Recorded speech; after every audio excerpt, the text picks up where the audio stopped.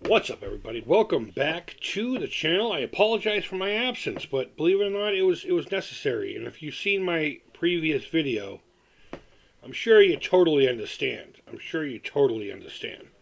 Um, but to kick things off, I want to talk about this guitar right here. This 57 Les Paul Jr. that I found on the marketplace. But before we talk about this one, I wanna tell you a story about my experience with the late 50s. I believe it was a late 50s. I can't remember. I just know the guy bought it brand new in 57.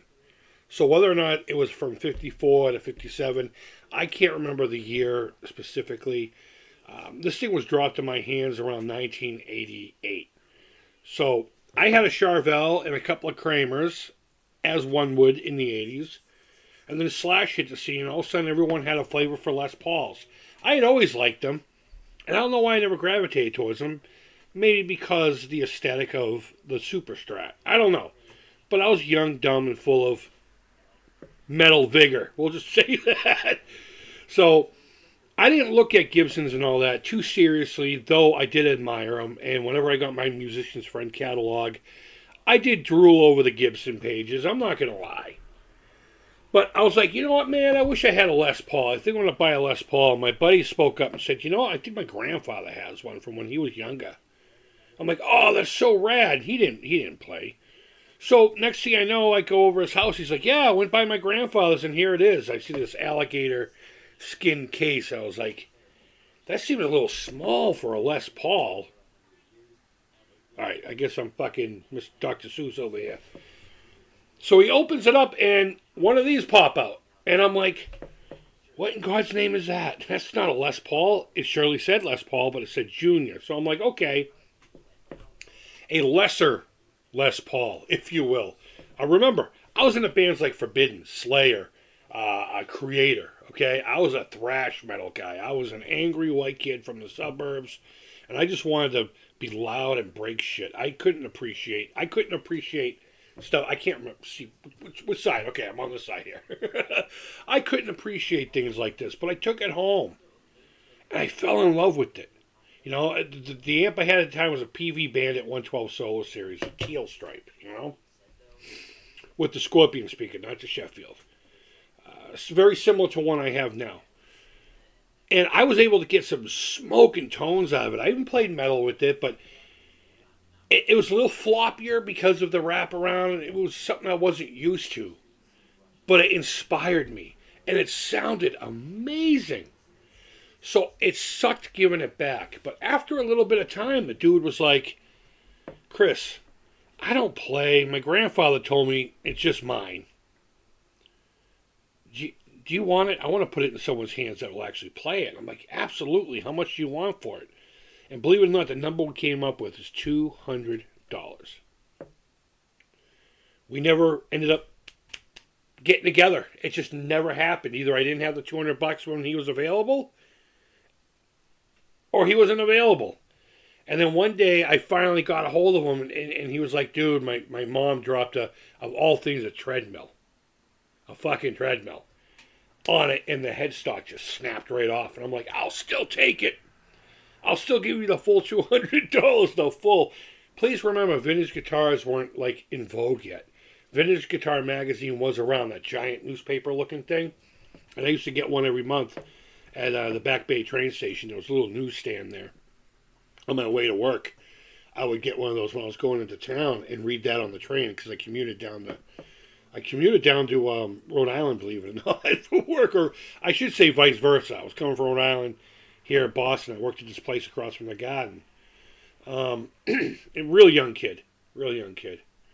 But we just never made it happen. And I regretted that. And I know there's not a friggin' chance in hell I will ever be able to own anything like this. I mean, this guy wants 12 grand for this one.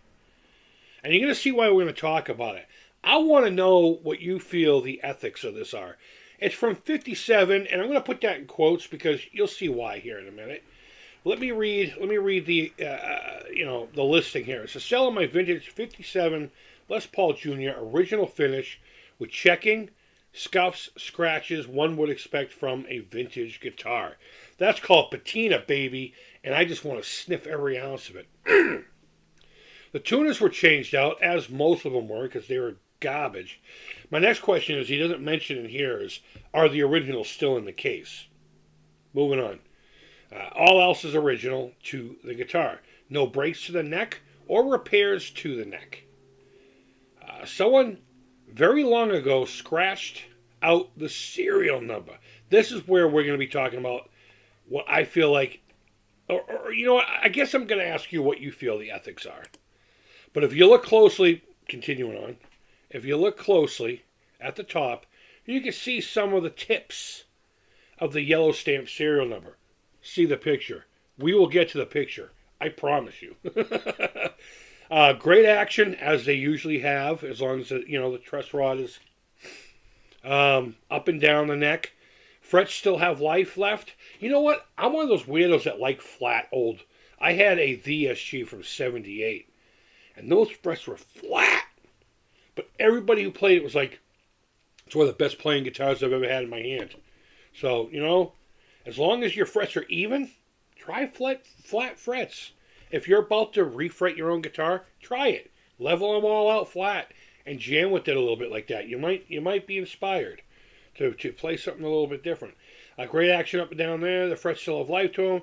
The rosewood fretboard is in great shape. The original P90 sounds great at full volume or rolling down. I mean, we all know a single P90, one volume, one tone with 50s wiring is magical. I would almost say these are better than bursts.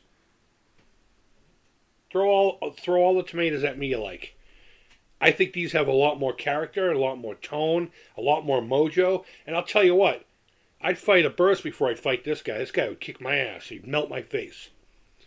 And then he says, you must pick it up in person. No trades, no refunds, no returns, cash only. Questions. If it will be deleted. That it's still available. I can't stand that. Don't be fucking lazy. Ask questions. Thanks for looking. Steve. All right. So Steve has this Les Paul. We don't know where he got it. I was going to say we don't care. But we do. We do. Look at the patina on this bad Larry. It's in really nice shape for what it is. You know what I mean? Or I should say for its age. Now, I don't have that tone knob. I don't know if that's just a weird trick of light. Almost looks like it's been replaced. But I can't see the pot codes or anything on this. But it looks period correct with the bumblebee cap and all that stuff. So I'm just going to give it the benefit of the doubt and say that this is all original. Maybe the tone isn't. Look at this brown back. Gorgeous. Nothing wrong with the heel joint there. Everything as it should be. Now we get to this picture. You know what? Let me do this. Let me do this and make sure it's still on the screen. Okay. Look at this. Look at this thing. That dude didn't just... I'm not saying this dude did it, the guy listing it, but whoever did this was absolutely hiding something. If you scrape off the serial number or it rubs off, that's one thing. This was gouged. They wanted zero evidence. They didn't want you even finding the ghosting or shadow in the clear coat of it. They didn't want you putting a black light over this and seeing what the serial number was. Because I can almost guarantee, and I'll bet all my children's lives on it, that this thing was stolen at one point in time. Now, whether or not this guy stole it, I'm not going to say. Maybe the guy he bought it from. Maybe the guy that guy bought it from.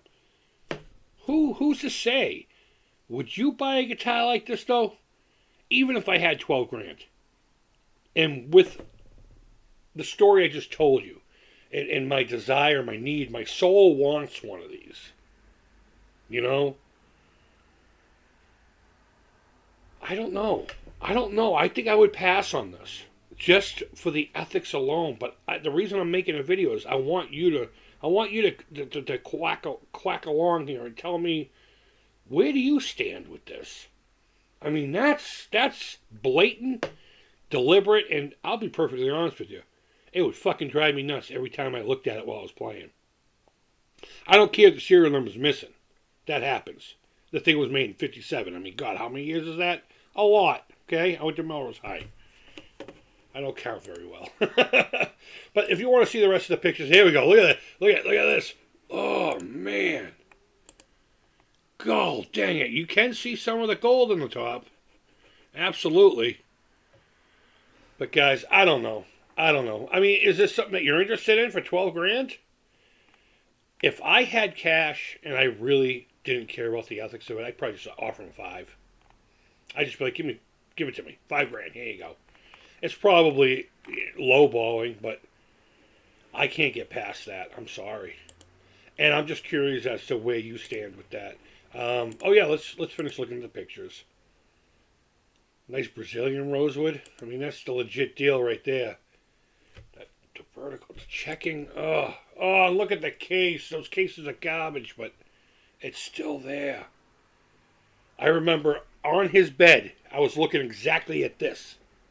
He put it on his bed and he opened it up, my buddy. He had a big poster of Slash behind him.